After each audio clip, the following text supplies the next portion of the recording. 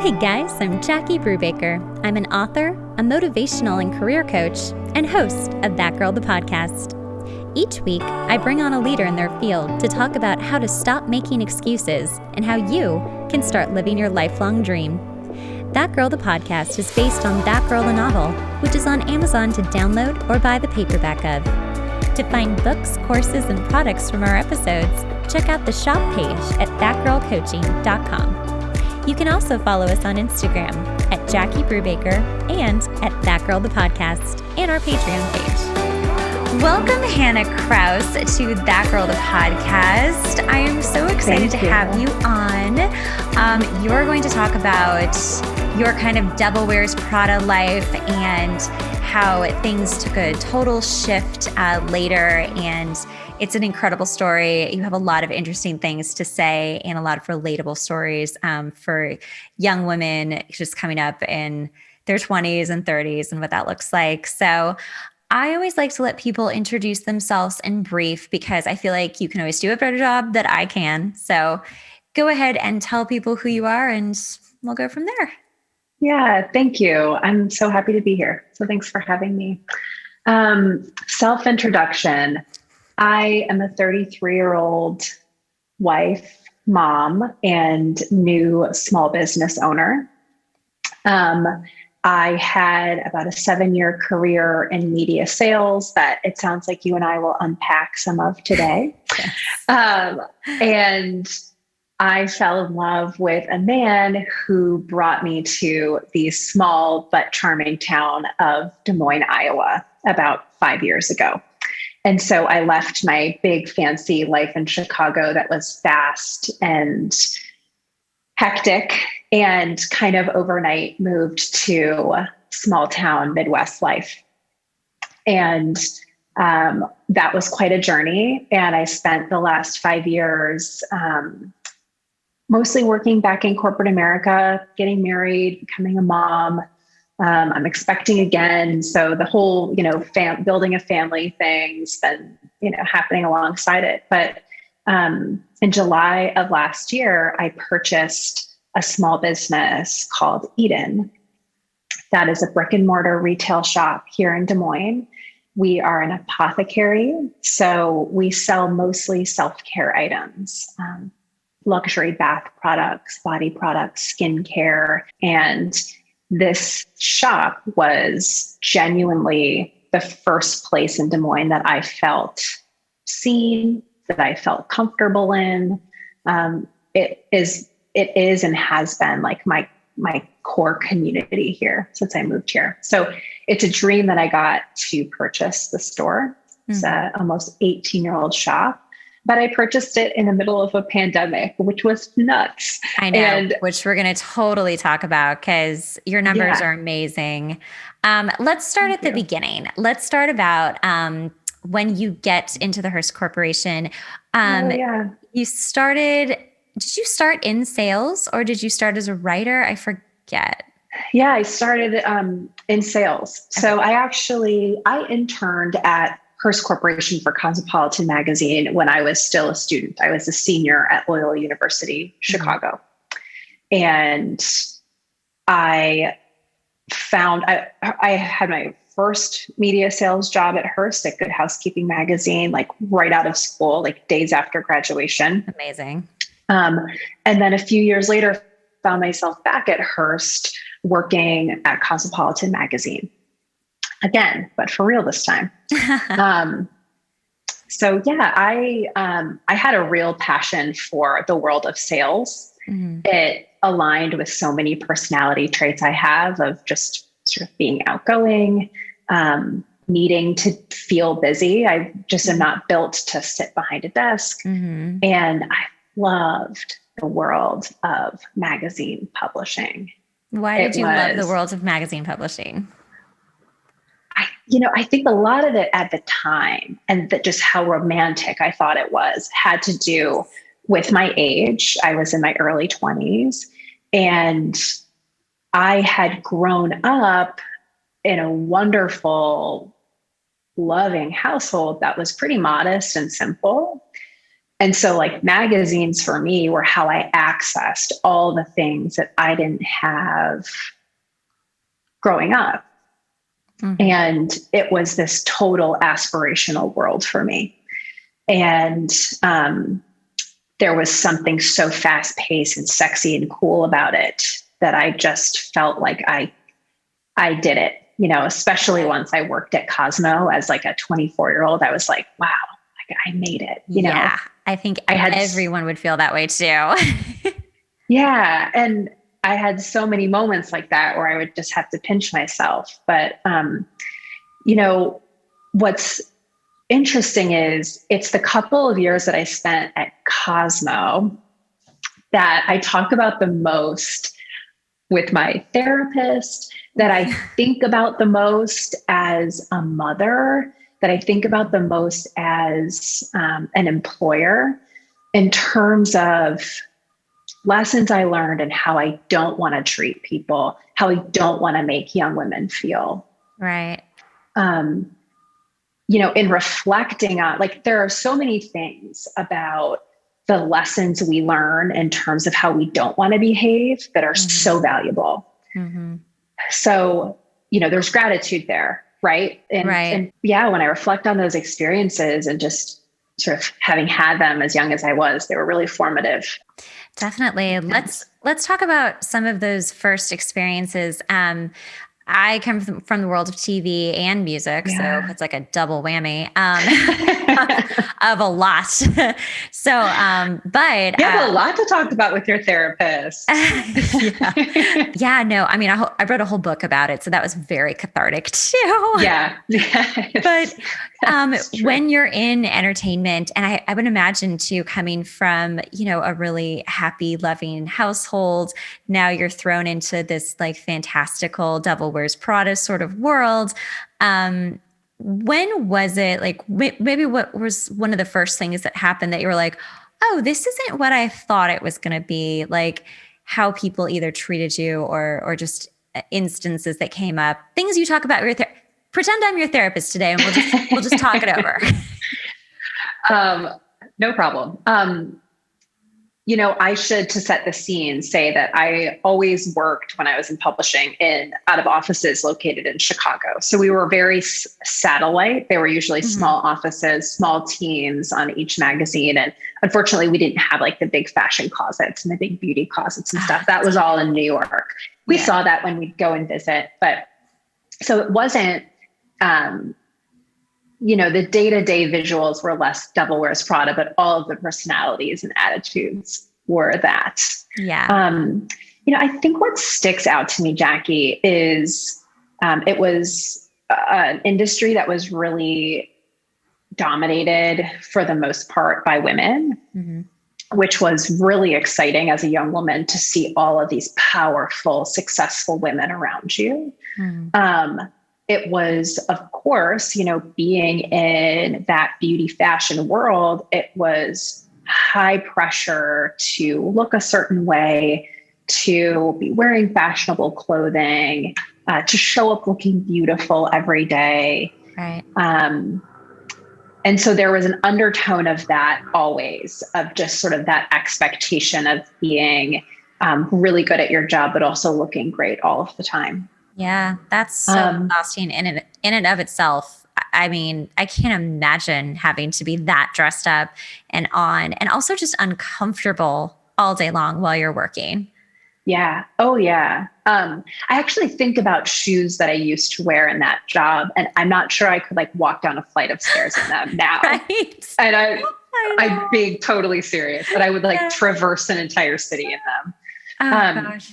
But to your question on like, what was the realization? I don't know that I could pinpoint a moment, but I think my overall realization was that at a young age, I formed this idea that in order to be a strong, powerful, professional woman, you needed to intimidate. You needed to be fierce. And I use that word in a way that's not all that positive. And that it was sort of okay to do anything to other people to get ahead. there wasn't a lot of room for empathy or vulnerability or feeling. Yeah. It was a really cutthroat, do what you need to get to the top world. And I just saw women in leadership roles that treated other women poorly. And it really confused me because I thought, man, I would read this magazine or these magazines as a young woman and read all of these articles about empowerment and how to lift one another up. And that just wasn't the culture that I was feeling or seeing happen behind the scenes at these brands. And frankly, I wasn't aware enough at the time, and I didn't have enough confidence at the time to realize that there was another option. And I worked for people that were sort of, I worked for a lot of women that at the time had worked for Cosmopolitan Magazine for 10, 15, 20, 25 years. This was their career. Ooh. And so there was a mold, right? Like there was a look, there was a way of doing business, and they walked that walk. And young women like me were sort of in the job to see if we could become women like them.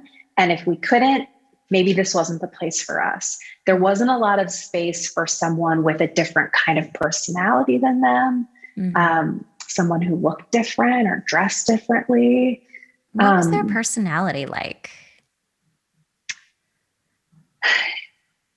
It was an environment it was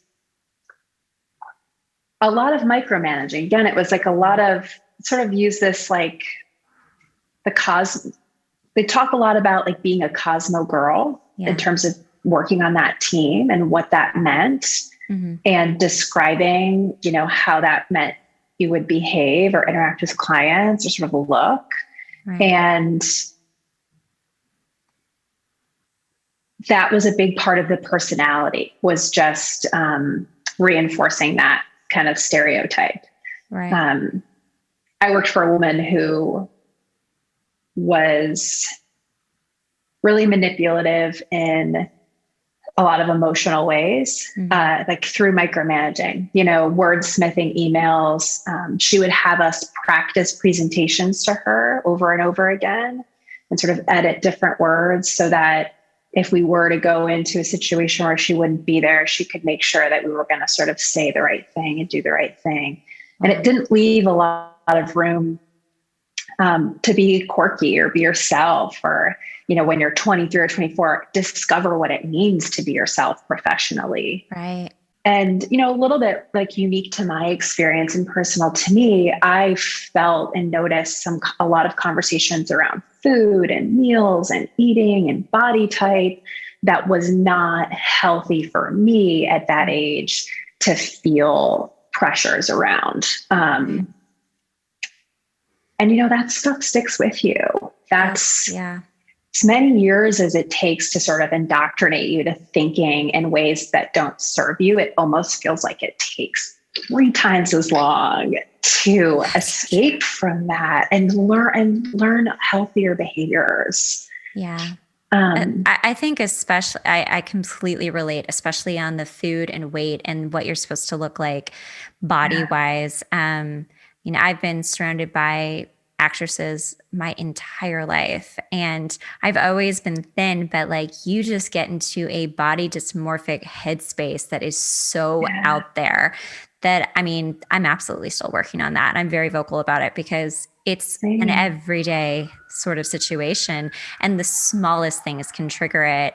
And it's also, the older you get, the more your body changes, and you have kids and you're having another baby. It's like all of that can just mess so much with your head. So I'm just sending you a lot of love because I very much understand what that feels like. Yeah. And it is really hard, especially in fashion, because everyone's like, you should be a 00, I would assume. Is that the way it is? Being on the business side, we didn't there was less direct conversation around like fit or, that, but I worked with women who were all much, much smaller than me. And I'm a I'm a very tall woman, but I've always been thin. I felt pressures to be very small. I felt pressures to eat small amounts and eat certain foods, and certain lunches were sort of approved and certain lunches were like, ooh, what'd you get for lunch today? Right. Like, God forbid I actually remember doing this once. I must have been PMSing, but I was like, I really want a Snickers. Like, I would never buy a Snickers in front of anyone. So I did. And then I hid it because I was so afraid. I don't want and I was at work, like, I don't want anyone seeing that I'm eating this, because what will they think? More so, probably what they would think is, oh my gosh, they just bring it back on themselves, right? You know, it's not like, oh, she's eating a Snickers. It's more like, I wish I could do that without feeling all of this shame and guilt and all of that goes with it. Totally. Yeah. One really silly story always sticks out to me when almost similar to your Snickers story, I had gotten this big bowl of chili for lunch. It was like in the middle of winter, and cheese on it and probably like a scoop of sour cream. And it's something I would eat with zero guilt today in my life and happily make for my family. And my boss came over while I was eating and sort of did like oh, what are you eating? As if it was this totally foreign object to her. I was like, oh, it's a bowl of chili. And she's like, you're so funny. It was like, you're so funny. And it's these small things that stick with me. I felt like she was shaming me for eating something that was obviously hearty and filling. And anyway, I mean, it's a story I've repeated so many times in my adult life to people because I just can go right back to how it made me feel. And I remember not finishing my lunch, and I remember feeling like I was taking up too much space because of what I was eating. And, that sort of brings me back to my earlier point of like, these were all lessons in the moment that unfortunately taught me some unhealthy things that I had to live with and then ultimately begin working through. But I am so aware now as a friend, as a colleague, as an employer, as a mother, about how I make people feel, and aware of the humanness of everyone in how I manage them and how I interact with them, because I remember how those small things in moments of insecurity, or if we're young in our profession or experience, can really shape the way people see themselves. And so I'm grateful in that I am a woman who was strong enough to understand that eventually that the way I was being treated was inappropriate and not serving me. And I ultimately was able to leave that job. Learn a lot from it. How did you get to the place where you were like, I need to go? Because I would imagine that, well, I'm just going to throw this out here and see if this sticks. I would imagine that people would say like, why would you ever want to leave a job like that? Or, I have this incredibly glamorous life. Like, why would I want to give this up? Like, for what? What else would I do? Or I've already been here this long. Like, I've already endured all of this torture. Like, maybe I'm like getting closer to not being, one of the like, peons or something. And maybe I'm getting closer to being like a higher up. How did that happen for you? So two things sort of happened beside one another. On one hand, there was a woman who worked for Hearst, who led the Hearst digital team in the Midwest, who left the company to open an office for this great, at the time, startup called Full Screen. That's actually based in Culver City, and they manage YouTube influencers.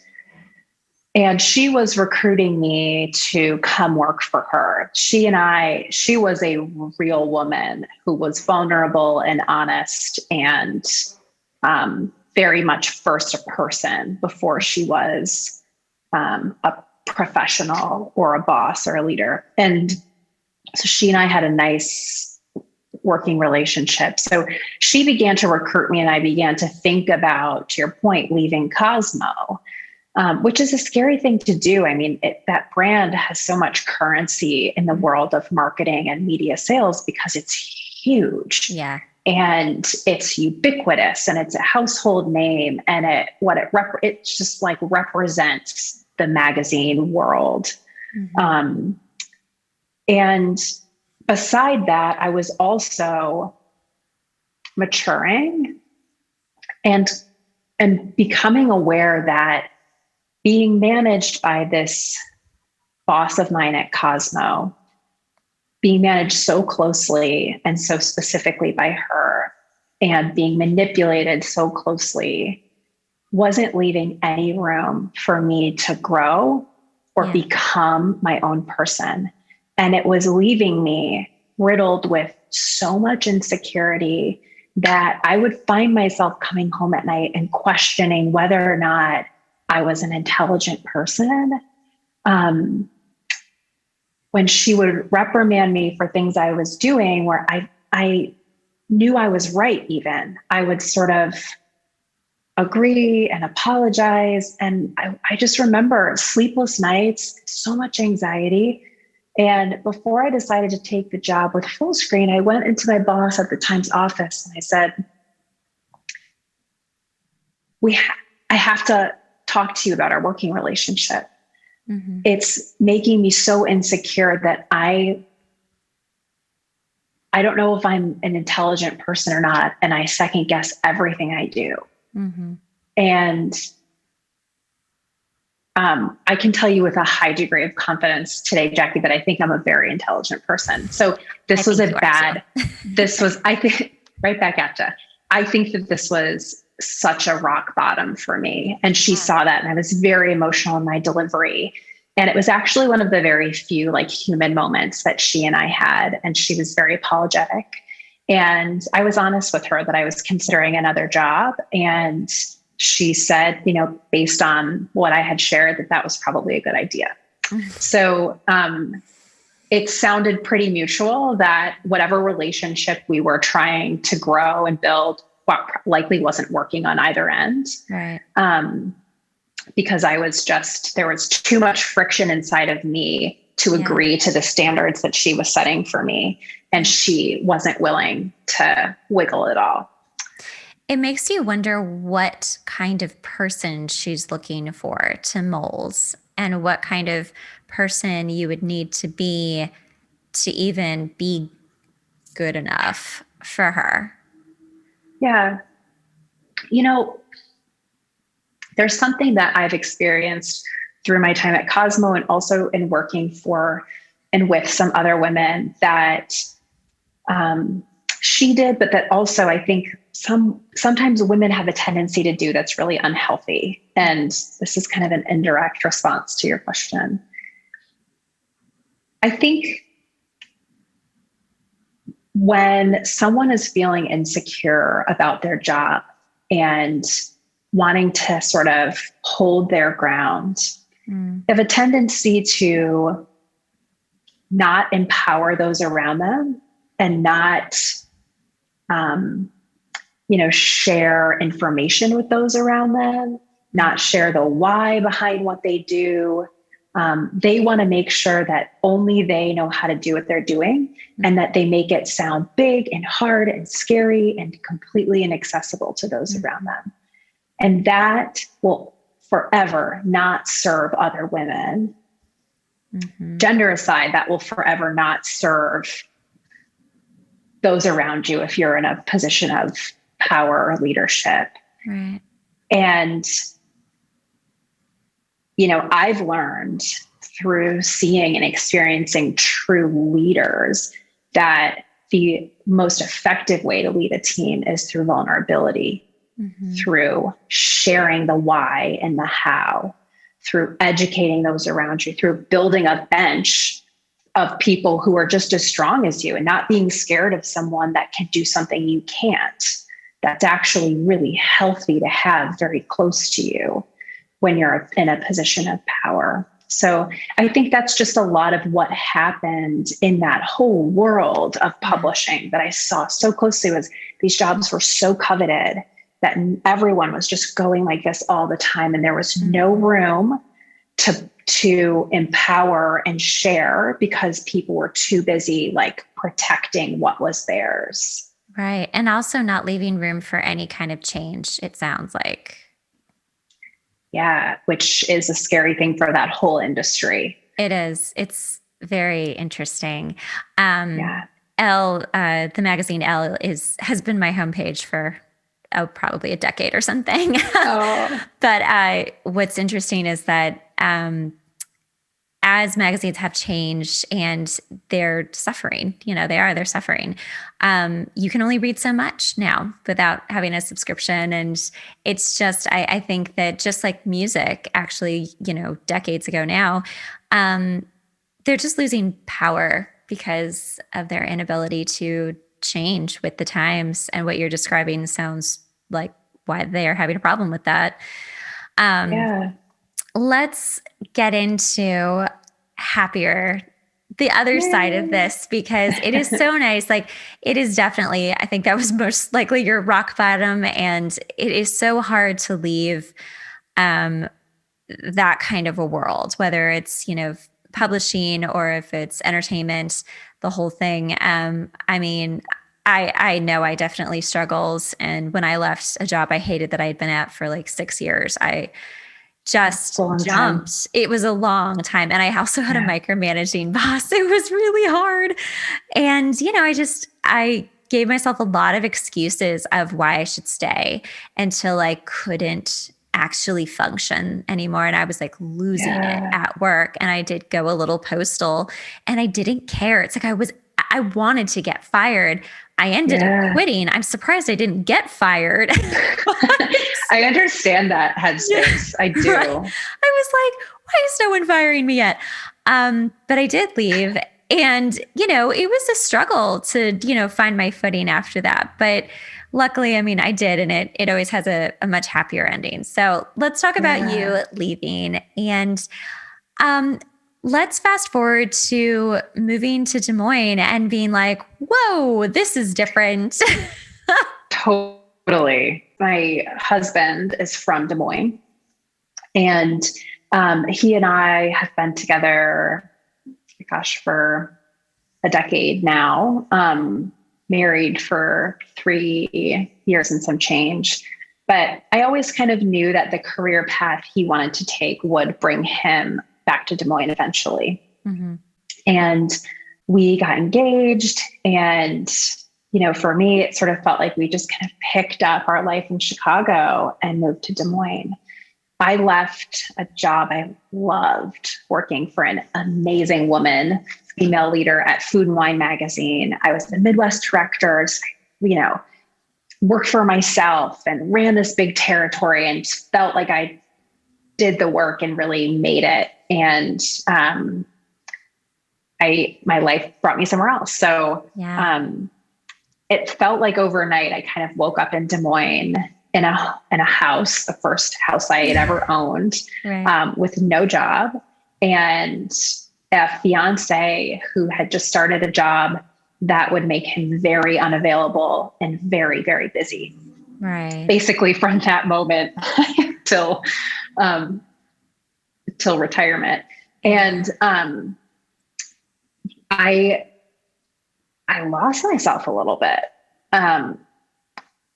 It became very clear quickly for me that my job and my career had always been how I spent the vast majority of my time. And it really was how I defined myself. Even in just small talk conversations with people, one of the first things I used to ask was like, what do you do? How do you spend your time? And when you move to a new place and you're meeting all these new people, to say that I was currently unemployed, I think I felt really embarrassed about that. Mm-hmm. And I did that terrible thing people can do sometimes when you are nervous and you start to over explain a situation. Yes. So people would ask me what I did. And it's like, you could just like fast forward the clock 10 minutes and I'd still be talking at them about everything I used to do just to justify that I was busy and worthy and had goals. So there was a lot of self-discovery that happened in that first year of living here, which was so wonderful. I had the time and the space to really think about what I wanted my next move to be. And throughout all of that, I had found, in a lot of my just aimless wandering, discovering a new city, this beautiful little, honestly, treasure chest of a store called Eden. It's in this darling neighborhood in Des Moines that we call the East Village, which is sort of hilarious, but it's geographically accurate. It's much smaller than the actual East Village in New York. Right. And it's this historic building that's been restored perfectly. And it carried these brands that I was longing for that I could not find in Des Moines. Carried Diptyque candles and Malin and Getz and L'Occitane and really high-end skincare brands. Like I walked in and was like, oh, thank God. Like there is somewhere for me to buy these things that I love. And retail experiences can do that to you. If you walk into a place that you just click with, you're like, oh, good. Like it becomes this almost has a human quality where you're like, oh, this thing gets me, like this is safe space. This is my friend Eden. Right.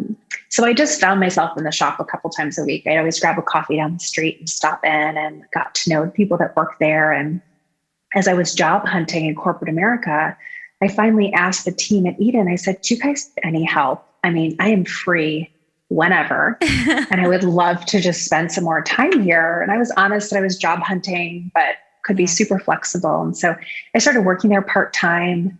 I eventually got back into corporate America in the sales world and more of a software space. That morphed into a job in commercial real estate for a couple of years. And all the while, I kept my like nights and weekend shifts at Eden. Aww. And I would literally go from like a 3-day sales call trip to like a Saturday at home and then working Sunday at Eden. And it was always the thing I looked the most forward to was my time in the store. Mm-hmm. And the woman who opened Eden almost 18 years ago, her name was Jennifer Hansen. She passed away in 2017 from a very fierce battle with cancer. She was an amazing woman. Yeah. And since that had happened, her husband was sort of running the store. A lot of the employees, picked up the slack and carried a lot of the weight. And he got to a place last year where he was ready to sell the business. It was the easiest decision I ever made when he came to me and asked me if I would have any interest. I came home that night and talked to my husband about it over dinner. And I was like, John Hansen told me that he's interested in selling Eden and asked if I would want to buy the business. And my husband looked at me and said, you have to do it. And like, that was that. Yeah. So it took, several months to like work through the deal. And it was a very emotional deal for him. So, I found myself taking ownership mid-July of last year. It was about 3 or 4 months into the pandemic, and the business was in a really scary place. If you were an investor just looking at the numbers, you would every day say, run away from this business. The different systems within the business are really antiquated. 15-year-old point of sale system, no functioning website, really poor social media presence. And sales, were down so significantly, about 70% year over year because of the pandemic. Mm-hmm. The doors of the business were closed to the public. We were, in July, we were just taking orders like over the phone. Yeah. So it was a big, scary undertaking, but I've just never felt so drawn to something as I did this place. And being someone that had studied brands and really come to love brands, I knew that Eden had something that was impossible to recreate. In the years that I spent in the store chatting with customers, I came to realize that my experience in feeling like Eden was this place of reprieve, like this legitimately safe space where you could come to take a deep breath, find some new things to take care of yourself with. Like this was not just a nurturing place to me. That was the space it held for everyone who loved the store. And every brand in the world is working to carve out some space in the hearts and minds of their customers and become, more than just the products they sell. And Eden had done that without much branding, without much sophisticated marketing, with so much runway for things that they could do better to build the brand and tell that story, and put some language around this feeling that people had in the store. So I knew I was onto something, and it's been a wild ride. So I guess it would be nine or so months later. So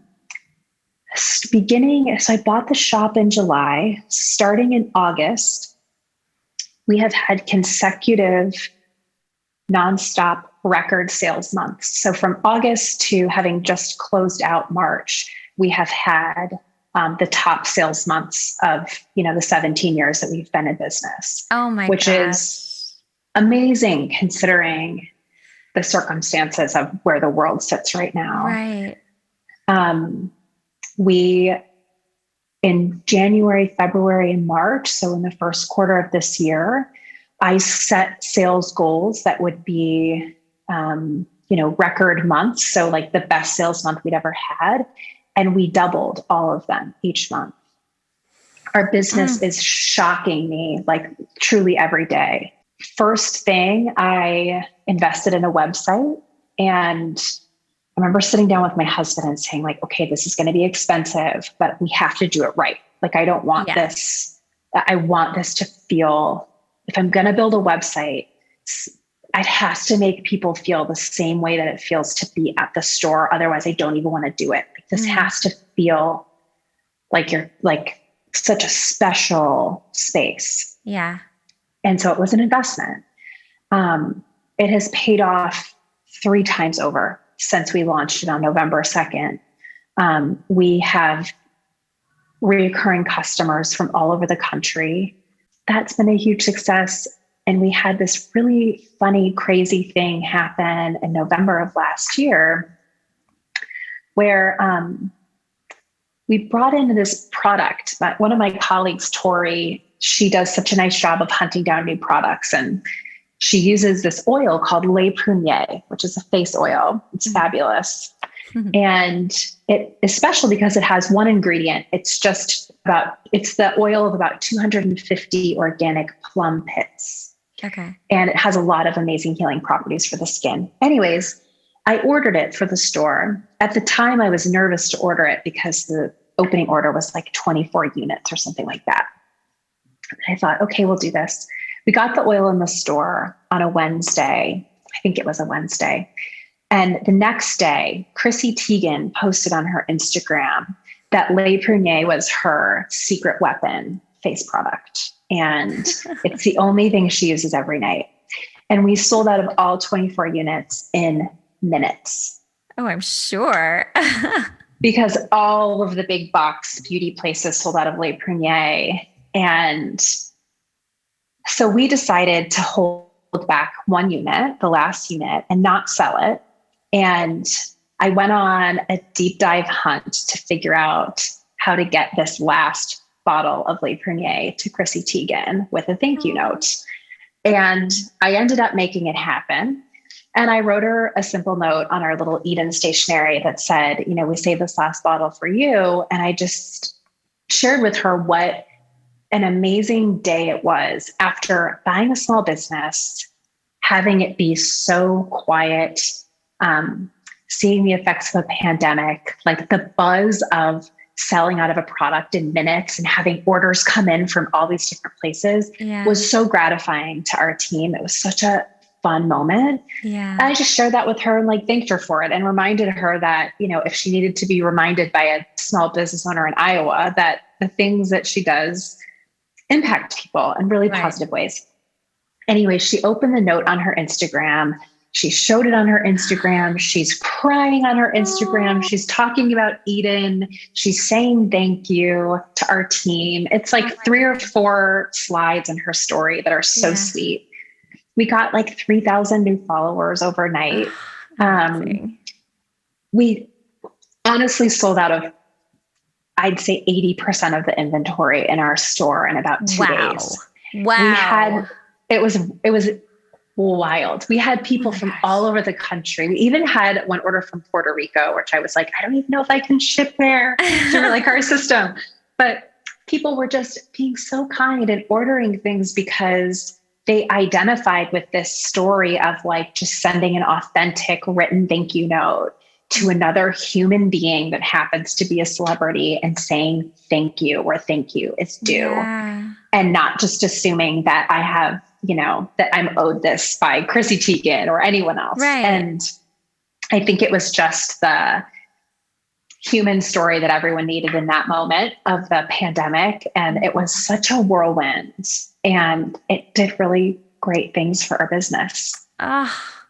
Thanks, Chrissy, for, oh my gosh. Queen Chrissy. I mean, seriously. I've always kind of worshiped her because there's something in all the celebrity. I think what makes her so great is that there is something so real about her that's undeniable. Yes. She's just fearlessly real and just gives the middle finger to the whole idea that she has to be anything but that. And in my tiny little experience with her, like that was the case. Actually, she DM'd us. So she followed Eden. She follows like 1,200 people. And one of them is our tiny little shop. And she sent us a couple direct messages that were so sweet. And she had like the woman who handles her household sent us a nice email from Chrissy and John thanking us. And it was just very cool. That's so cool. And what a beautiful bookend to starting with women who are not so nice, not so vulnerable.